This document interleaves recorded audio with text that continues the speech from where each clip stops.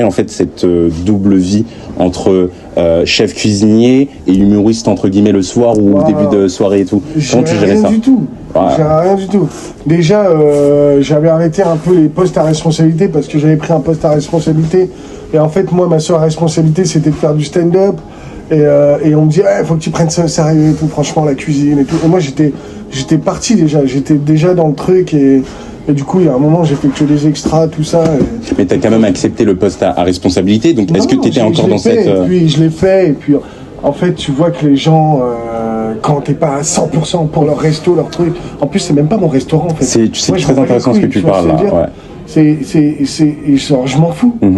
En fait, je fais mon taf bien, mais toi, tu me demandes de faire des trucs en plus. Ouais, de se battre comme si c'était... mon savoir-faire. Exactement. Exactement. Plus, dans je comprends truc. ça. Ouais, mais tu sais, t'étais au Jules Verne et tout, donc tu dois l'avoir, la recette. Mais mec, paye. C'est un savoir-faire, c'est des compétences.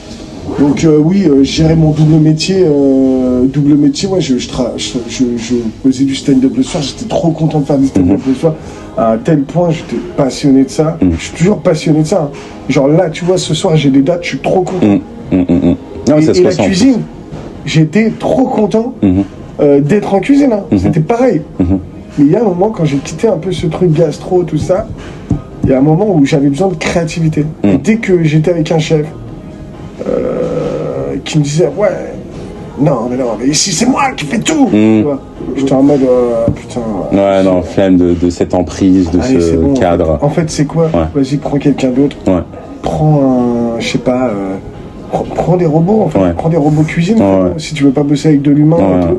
Vas-y. Ouais, peut-être qu'à donc moi de ce que je comprends. J'ai 50 000 chefs à te citer. Qui sont trop bien. C'est bien pour les gens qui veulent de la créativité, qui veulent participer, qui veulent...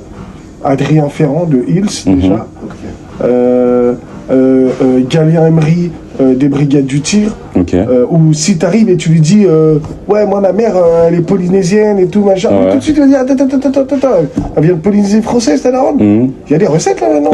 Je veux dire, viens fais-les et tout, un perso et tout. Non, c'est cool, il pousse à... Mais parce que ça t'apprend des choses et ça améliore tes cuisines. Exactement, c'est exactement. Tu sais, c'est ce que, en plus, on disait dans un des épisodes de notre podcast, on disait que quand on recrute pas simplement un CV, on recrute un profil, quelqu'un qui a des hobbies, qui va apporter des compétences, qui va apporter peut-être des origines et qui va venir rapporter de l'air frais à l'équipe, qui va venir changer un peu le train-train quotidien, métro, boulot, dodo. Tu vois, par exemple, en Corse, on fait un dessert qui s'appelle le fiadon, tout ça, broch, avec du brochio, avec des œufs, du sucre, c'est très simple, et du citron. Et du cédra, beaucoup de citron. Pas beaucoup d'ingrédients, ça va. Non, ça va, c'est classique, mais il y a une technique pour le faire. Et tout. Et moi, j'aime bien ce dessert, tu vois. J'aime bien le faire, et à chaque fois, je demandais, j'ai envie de faire ce dessert au chef et tout, je lui disais, il faut que je le fasse. Et à chaque fois, dans plein de restos, je l'ai calé, quoi. Parce que, en fait, les chefs sont en mode, mais bien sûr, en fait. Exactement. Il y a des Corses qui viennent manger ici. Et en fait, chaque Corse qui va rentrer dans le truc, dans ce restaurant-là, il va se dire, attends, il y a un fiadon. Exactement. Mais en plus, là, tu mets sur un sujet, en parlant de ça, je viens de me rendre compte, parce que il y a pas longtemps, je suis tombé sur, il y avait un salarié il manquait un ingrédient, tu vois, pour faire un dessert.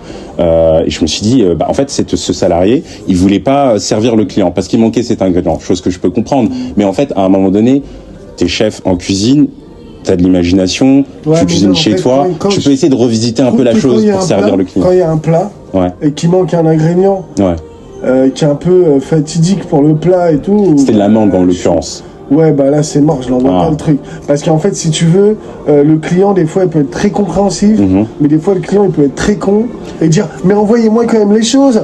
Et après genre le plat il arrive, en fait ça manque cruellement de mangue. En fait gros, c'est pour ça que je l'envoie pas. Et que je comprends qu'il l'envoie pas. Et que en fait si tu veux, c'est exactement comme si tu dis à un chanteur ou un musicien, tu dis tu peux nous faire ta chanson, mais enlève le refrain, frère. Et en fait, si tu veux, enlève le refrain. Il va dire non, en fait, je vais pas le faire. Et je vais pas le faire. Et toi, tu vas dire t'aurais pu le faire. Attends, c'est juste un refrain.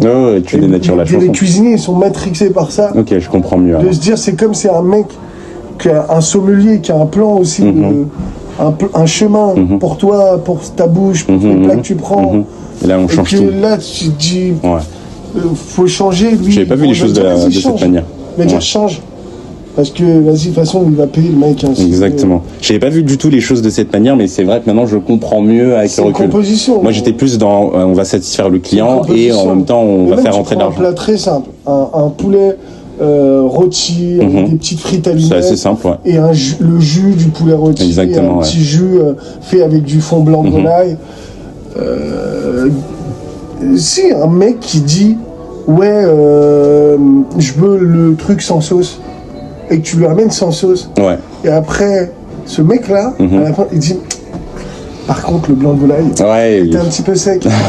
Mais t'as pas pris de jus, enfoiré. Oui, normal. Là, c'est un ensemble de choses, c'est... Voilà. Exactement. Pourquoi tu laisses se dire Et c'est le rapport qu'il y a avec... Après, il y a toujours plein de clients comme ça qui vont au restaurant et qui peuvent avoir des restrictions alimentaires, qui peuvent avoir des allergies, qui peuvent avoir des manières aussi. Ça, d'accord.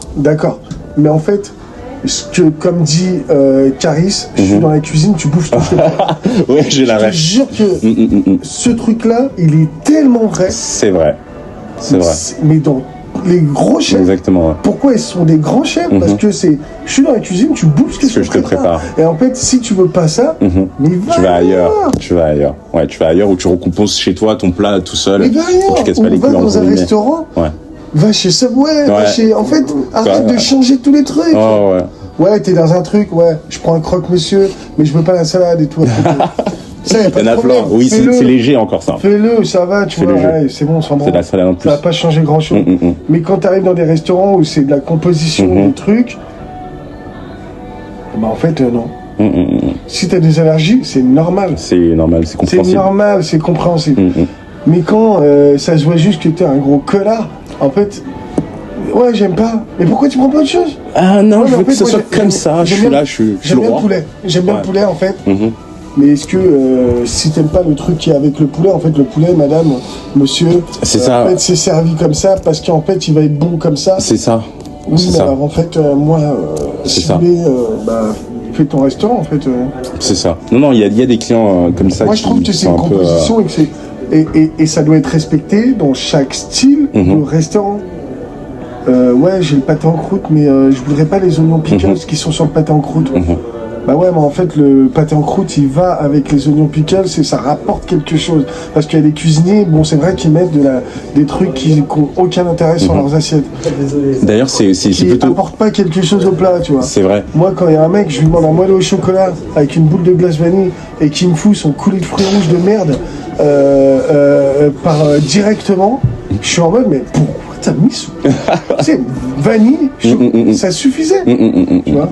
Ah, il voulait tester, il voulait faire à sa sauce. Non, mais en fait, le trait de sauce, là, tu vois, je vois très bien, c'est très... avec les suppléments. Mais non, mais le trait de sauce automatique, il sert à quoi? À rien. Je sais pas si c'est de l'artistique ou de la déco ou c'est... Avec la physalis et tout, là. Ouais, c'est... Non, je vois bien très bien. Non, après... J'avoue que c'est chiant quand on est en salle et qu'on gère ce genre de clients. Limite le serveur, il trempe son doigt dans la pâte à tartiner, il fait une signature comme ça. En fait, ça sert à rien de rajouter ce coulis de fruits rouges avec le moelleux au chocolat. Faut arrêter ça. Pour moi, c'est de la déco. En vrai de vrai, pour moi, c'est de la déco pour enlever le blanc du reste de l'assiette. Je sais, mais en fait, une déco... Elle sert à quelque chose dans le plat. Moi, les décos qui servent à rien, ça sert à rien de les mettre dans le plat. Pourquoi tu mets une putain de feuille de menthe avec mon moelleux au chocolat? Mais ça pue ça. Ça se marie même pas forcément bien. Mais si, mais je t'ai pas demandé de faire un after eight en fait. Tu vois enlève ta feuille de menthe, je vais pas la manger.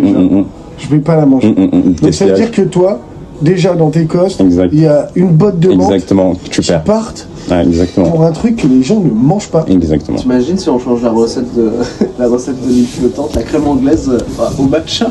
Au matcha, oh putain. Et tu rigoles, mais c'est bon. Tu rigoles, mais peut-être quelqu'un l'a déjà fait, ou mais déjà ça, c'est pas de la déco, c'est un truc qui est un dessert qui est vendu comme ça. Ouais. Des fois, il y a des gens qui te foutent de la déco pour foutre de la déco, quoi. Et tu le fais pas dans la vie de tous les jours. L'huile flottante, c'est très. J'ai une question pour toi, Gaëtan. Dis-moi, si tu devais transmettre une émotion par un seul des sens entre l'ouïe Et l'odorat, ça serait quoi?